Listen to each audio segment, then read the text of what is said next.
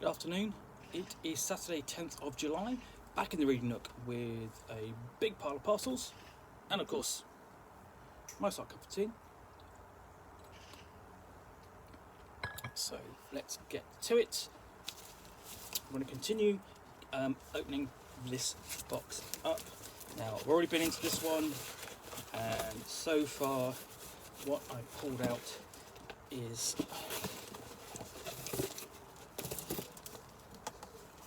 this copy, basically box set of Mercenaries, Spies and Private Eyes.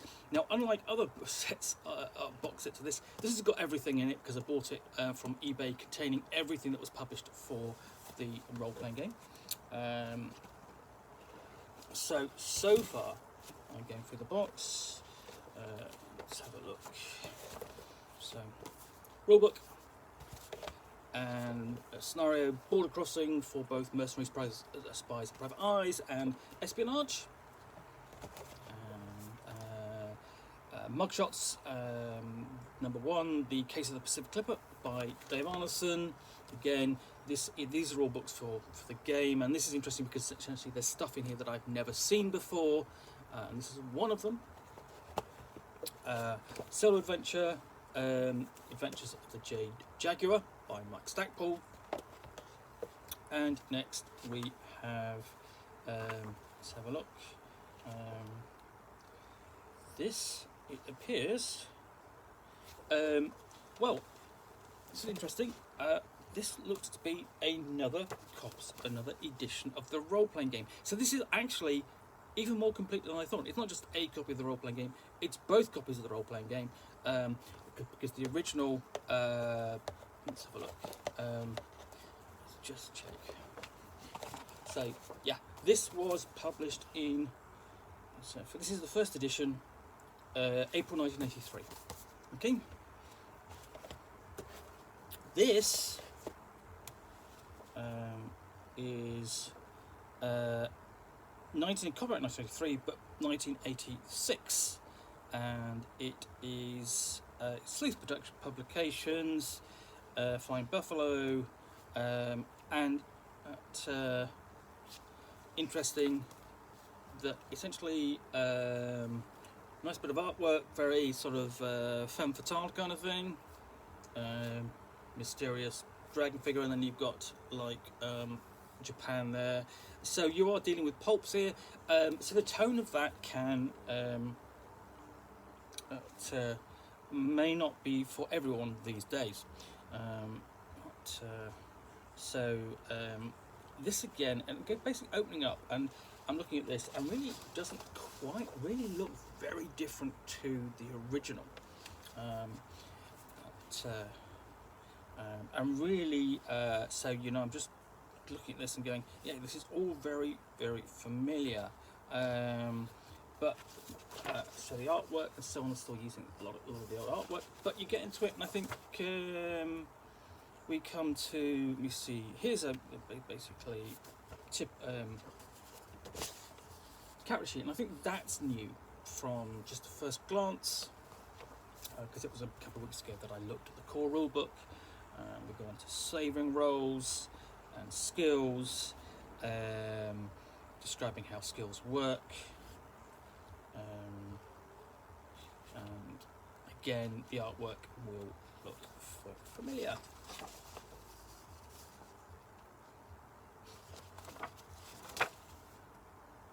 So basically we have a full list of skills, and essentially the skills themselves are arranged by the IQ level of the character. So archery, bladed weapons, brawling, shuriken, they're all 1 point skills, but they're all IQ 4 skills, and then they go up through the IQ, so IQ 6 for how to use a bowler or bullwhip or lariat, and gliding or hang gliding. Then IQ 8 skills, chic, general knowledge of trends and etiquette, and then also fast driving, so there we go. Parachuting there, skydiving is a 1 point skill for IQ 8 as well, IQ 10. And then we get up to basically dealing with things like computer and combat shooting, sorry. Combat shouting is another entirely different thing. And you should add it to your role-playing game now. Bureaucracy mastery and things like that, and then essentially adding things like education, bachelor's degree, master's degree, doctorate, and that sort of thing. And of course, elocution, which is what I'm failing at now. And, yeah, IQ. I mean, basically, as the IQ level goes up, what you've got is more expansive skills and more options in terms of the character you can create. And IQ 13, IQ 14. So IQ 14, you have things like lawyer, gunsmithing, psychiatrist, coroner, straight medical examiner, and we're going up to get to IQ 16, cryptography, poison, and open skills get sort of like covered by acting and occupational skills. So you can be of any IQ to be a mimic, is what it's suggesting. Interpret that how you will, and it goes into things like granted titles, knighthood, lordship, and so on, and psychic skills. So the other thing about this book is I'm leafing through it, and it doesn't feel as sturdy as that first edition. I think primarily, basically, the cover feels a little flimsier. I mean, the obvious thing about the cover is the fact it's black and white. It's nice, but it's the same kind of going. It doesn't grab. It doesn't necessarily sort of like go the full vibrant colour of essentially of the front of the box. Of that, that's got lots of atmosphere, lots of things going on. Some idea, essentially that's just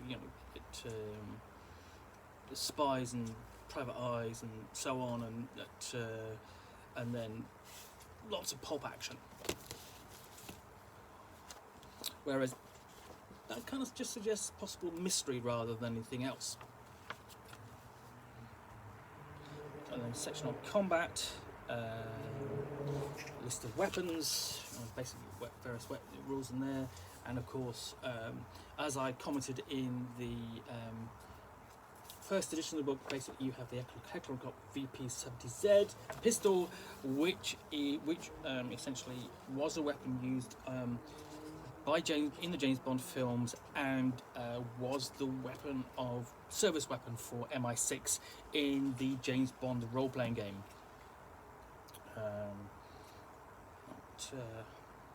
So yeah, I also rules on adventure points. So you have the idea of essentially basically like hero points, and then book two have the introduction to scenario design. So handling things like bad guys and beasties, from tarantula to baboon. Mercenary, and it's looking at, and then it's basically each of these have got chapters on particular types of missions. So basically all the ones covered in the title and more. So mercenary missions, spy scenarios, and of course with an evil mastermind from basically. At the time, he would have been you would have thought back in 1983, 86 is basically an Oriental mastermind, and of course now he would be an Asian mastermind because the Oriental terminology is not something you would use. It's a bit Sax Roma really, and Fu Manchu, and that has some very good connotations. When we go on to the detective things, the art of detection. So yeah, I mean, essentially, this is a second edition of the rule book. That you essentially that will presumably come in that box set rather than the single. Basically the single booklet that you probably could get hold of fairly easily. I can certainly remember it being about a lot at the time, and essentially then we go on to Night Stalkers, essentially, which is basically looking at options beyond the ones already covered. So whether that's the real world, lost worlds, science fiction, horror, fantasy. Horror includes a mention of basically the worlds of H.P. Lovecraft, A. Merritt and Robert E. Howard, and inclusion of supernatural, fantasy, and so on. And we have rules for hit locations, car crashes, some more artwork there, more guns. Quite a few good illustrations of guns in here. And then we have lots and lots of equipment in here. So here's your table of hand weapons.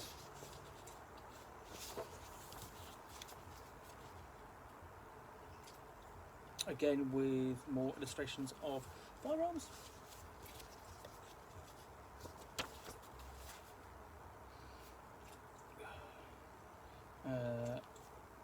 And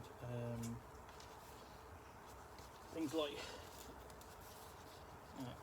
that, which would you basically familiar from the TV series of the sort of like the 80s, where it would basically the Hollywood armories would equip the bad guys. All the way up to anti-tank weapons, just in case you are facing basically a tank or APC or something, and you really need some heavy weaponry. So we've got advice in here also, using live clues, basically running mysteries. And this kind of late in the game, we've got a couple of pages on it, but you're thinking surely that should have gone back with the detective kind of section, but perhaps. Optional rules such as aging your character, natural death, changing characteristics due to age.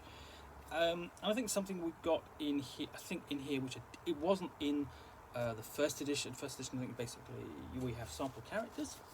There we go. So modern. And these are nice illustrated by Liz Danforth. Then we have 1930s.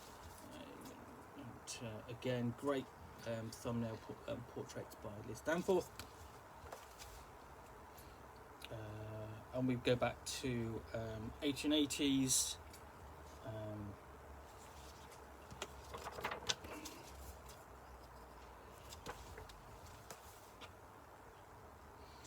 And then basically just an afterward parting shots from the author, and then basically a little character portraits, which you could use essentially to put onto little cardboard standouts if you're doing that sort of thing. There we go.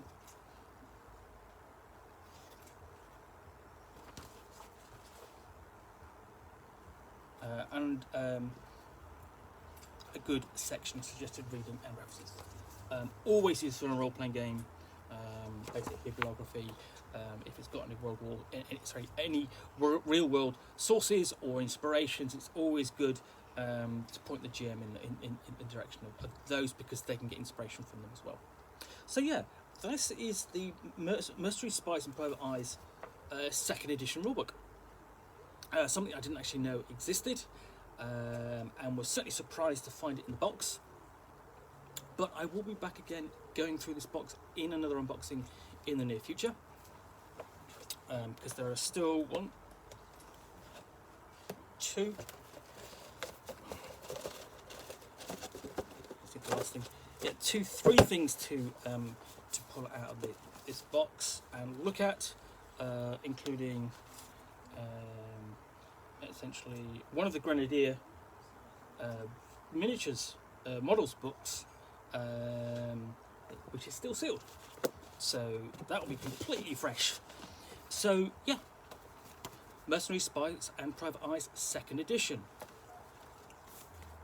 Anyway, thank you very much for watching another unboxing in the Nook. If you've enjoyed this, please do click the like button down below. And if you've got any feedback or comments, I do take the time to read those and respond. And if you want to be alerted to yet more unboxings in the Nook, please do subscribe, and then you basically will get more of me with a nice hot cup of tea and a package, an unboxing, and me talking for just 10 minutes or so about what is in here. Again, thanks for watching, and I will be back again soon with another unboxing in the Nook. Bye for now.